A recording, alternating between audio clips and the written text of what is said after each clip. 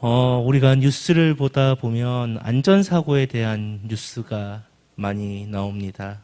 특히 산업체나 작업장 등에서 일어나는 가슴 아픈 일들이 일어납니다. 어떤 때는 20살도 되지 않은 고등학생 실습생이 죽기도 하고 20대 항만 노동자가 컨테이너에 깔려 죽기도 합니다. 이런 일들이 왜 계속 발생하는 것일까요? 비용을 절약하기에 사람 목숨을 지킬 수 있는 안정장치를 하지 안 하던가 인건비를 아끼기 위해 2명, 3명이 투입되어야 할 위험한 일을 1명이 감당해야 되기 때문입니다. 결국 돈이 사람의 생명보다 더 높고 중요하기에 발생하는 것입니다. 돈이라는 것은 다시 말해 내가 받을 복입니다. 복을 사람의 생명보다 더 우선시해서 발생하는 것입니다. 기업하는 사람들에게는 몇 해 전까지만 해도 이런 말이 돌았습니다. 안전 기준을 맞추는 것보다 사고 터지고 뒷수습하고 벌금 넣는 게 더 싸게 먹힌다. 사람을 사랑하는 것, 사람의 생명을 귀하게 여기는 것은 누구나 중요합니다. 그러나 자신의 이익, 자신의 복을 위해 사람의 생명을 내모는 것은 하나님께서 정말 기뻐하지 않는 일입니다. 하나님은 어떠하신 분입니까? 사람을 귀히 여기시고 사람의 생명을 누구보다 아끼셔서 자신의 독생자 예수님을 보내셔 사람을 구원하신 분입니다.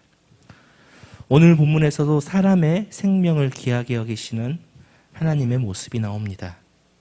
오늘 본문의 내용은 하나님이 아브라함에게 시험하시는 내용입니다. 아들 이삭을 자신에게 바쳐라. 그리고 아브라함은 그 아들을 모리아 산에 올라가 제물로 바치려고 합니다. 그리고 하나님께서 이것을 막으시는 장면입니다. 우리는 오늘 본문을 통해서 너무나도 많은 믿음에 관한 설교를 들었습니다. 자신의 아들을 바칠 만한 자신에게 가장 귀한 것을 하나님께 드리는 믿음이라는 그 내용의 설교를 말이죠. 그러나 저는 오늘의 본문에서 아브라함의 믿음에 대해 설교하지 않으려 합니다. 우리가 너무나도 많이 들었기 때문이죠. 저는 다른 관점에서 이 본문을 보았습니다. 인신제사를 거부하시는 하나님, 다시 말해 인간을 제물로 받으시지 않으신다고 선언하시는 하나님의 모습을 저는 이 본문에서 보았습니다. 아브라함 당시 가나안 고대 근동에는 여러 가지 신들이 있었습니다. 그 중에 가장 높은 신이 엘이라는 신이 있습니다. 모든 신들의 아버지라는 신입니다. 이 신의 특징은 당시의 노동력이었던 자녀들의 복을 주고 농사의 복을 주는 풍요를 주는 신이었습니다. 그런데 중요한 것은 이 신은 인간을 제물로 바쳐야 했습니다. 그것도 다른 사람이 아니라 장자를 인신제사해야 됐습니다. 그리고 이 장자를 받은 이 엘이라는 신이 장자를 바친 사람에게 어마어마한 자녀의 복과 물질의 복을 준다고 그 당시 사람들은 믿었습니다. 그렇다면 아브라함은 이 사실을 몰랐을까요? 아브라함도 너무나도 잘 알고 있었을 것입니다. 아브라함은 갈대아 우르 사람이었습니다. 갈대아 우르에서 우상을 만들어 파는 사람이었습니다. 그런 사람이 하나님을 만나게 되었고 하란을 지나 가나안에 들어오게 되었습니다. 특히 그 시대는 하나님 한 분만 계신다는 개념 자체가 없던 시기였고 각 부족들의 신들이 있었고 부족들이 전쟁을 해서 그 신의 강함을 증명하던 시기였습니다. 그런 시대를 살던 아브라함에게는 그 사람을 바친다는 인신제사, 특히 엘에게 장자를 바친다는 제사가 낯설지 않은 것이었습니다. 이러한 배경 속에서 저는 오늘 본문의 설교를 해보려고 합니다. 이러한 배경에서 말씀을 읽어나가다 보니 우리가 믿음의 행위라고 생각했던 그 이삭을 바치려고 했던 행동이 믿음의 행위로 볼 수도 있지만 저에게는 셀 수 없는 민족을 만드시겠다는 그 하나님과 아브라함의 약속에서 비롯된 행동으로 다가오게 되었습니다. 물론 자신의 맏아들 장자를 하나님께 드린다는 행위 자체가 믿음이 없으면 할 수가 없겠죠. 실제로 이 사건 직후에 아내 사라가 충격을 받아 죽었다고 말을 하는 학자들도 있습니다. 자신의 노년의 때에 얻은 귀한 아들을 바친다는 행위는 어머니에게는 굉장한 충격이었을 것입니다. 아브라함의 심정은 어떠했을까요? 자신의 가장 귀한 아들 이삭을 바치라고 했을 때 그는 하나님과 했던 약속을 가장 먼저 기억했을 것입니다. 창세기 15장 5절을 제가 한번 읽어보겠습니다. 그를 이끌고 밖으로 나가 이르시되 하늘을 우러러 뭇별을 셀 수 있나 보라. 또 그에게 이르시되 내 자손이 이와 같으리라. 하나님께서 아브라함과 약속을 했습니다. 뭇별을 셀 수 있나 보라 하며 별처럼 많은 자손을 주겠다고 약속했습니다. 그리고 그는 이 약속을 생각하며 장자를 바치라는 하나님의 명령에 그 당시 최상의 신인 엘과 하나님을 겹쳐 보았을 것입니다. 그래, 내 고향에는 자신의 아들을 바치면 자녀의 복을 주는 신이 있었지. 내가 노년에 얻은 이삭을 하나님께 바치면 하나님은 엘보다 더 위대한 신이기 때문에 약속을 무조건 지키실 거야 라는 생각을 했을 것입니다. 그렇기에 아브라함은 자신의 아들을 이삭을 바치리라 마음을 먹었고 모리아산으로 가게 되었을 것입니다. 그러한 가운데 아브라함은 어떠한 생각을 가지고 있었을까요? 우리 오늘 8절 말씀 함께 읽겠습니다. 아브라함이 이르되 내 아들아 번제할 어린 양은 하나님이 자기를 위하여 친히 준비하시리라 하고 두 사람이 함께 나아가서 아멘. 아브라함은 말합니다. 하나님이 번제할 어린 양을 준비해 두셨다라고 말합니다. 이것은 두 가지를 생각할 수가 있습니다. 13절에 순양이 나옵니다. 이 순양을 말할 수도 있습니다. 그러나 이삭을 어린 양이라 칭할 수도 있습니다. 아브라함의 인식 속에는 하나님이 준비한 어린 양은 이삭이 될 수도 있는 것입니다. 중요한 것은 하나님이 준비하셨다는 것이죠. 13절의 순양이든 하나님이 아브라함을 통해 주신 이삭이든 둘 다 하나님께서 준비하신 것입니다.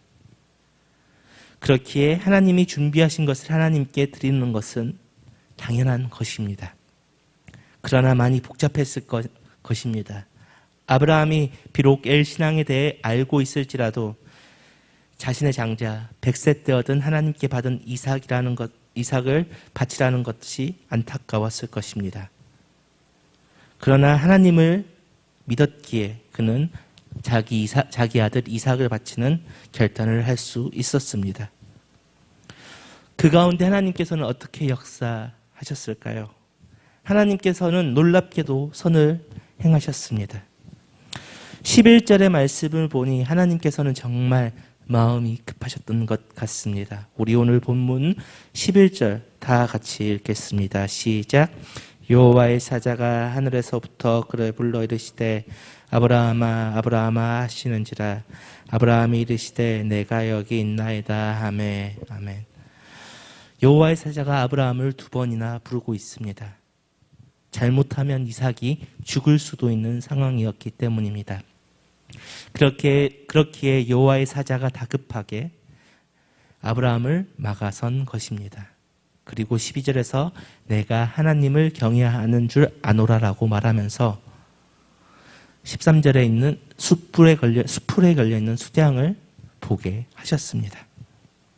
그렇다면 왜 하나님께서는 아브라함에게 이러한 일들을 행하셨을까요? 그리고 하나님께서는 왜 이삭을 바치려는 것을 막으셨을까요? 하나님은 아브라함이 생각하는 하나님이 아니시기 때문에 이러한 일을 하신 것입니다. 아브라함이 이 모든 것을 할 때 하나님은 이 모든 것을 계획하시고 말씀하시고 종국에는 막으시는 것은 아브라함이 가진 그 신관 자체를 깨버리기 위해입니다. 바로 사람을 사랑하시는 하나님을 알게 하기 위한 것입니다.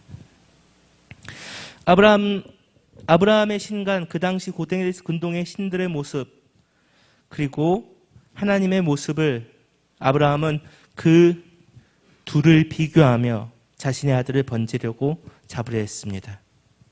아브라함의 신관을 깨트릴 방법은 이것밖에 없었기 때문입니다.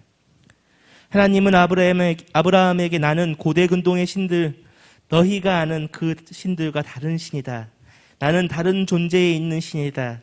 인간의 목숨을 받을 필요가 없는 신이다라고 말씀하시는 것입니다. 또한 하나님의 복을 받는 것은 인간이 행할 일이 아니다라는 것입니다. 인간이 무엇이기에 하나님께서 주시는 복을 강제하려고 사람의 목숨까지도 잡느냐 말하는 것입니다. 우리가 착각하는 부분들이 있습니다. 하나님께서 복을 주시는 거지 하나님의 복을 내 행위로 가져올 수 있다라고 생각합니다. 어떤 교회는 자기네 교회에 무조건 와야만이 무조건 하나님의 축복을 받는다라고 이야기합니다. 어떤 목사님에게 안수기도를 받아야 복을 받는다 이야기하는 사람입니다. 또 있습니다. 그런데 그것이 맞을까요? 아닙니다. 하나님이 복 주시겠다고 하면 복 주시는 것이지 무엇이 인간의 능력으로 하나님의 축복을 받게 합니까? 물론 사람이 하나님께 축복을 간구하는 기도를 하는 것 당연합니다. 그런데 그것은 하나님이 결정하실 일이지 사람이 결정할 문제가 아닌 것입니다. 그 당시에 인신제사도 마찬가지였습니다. 신의 복을 받기 위해 강제로 사람을 죽이는 것은 아니라는 것이죠. 하나님께서는 그런 것들과 선을 그으신 것입니다.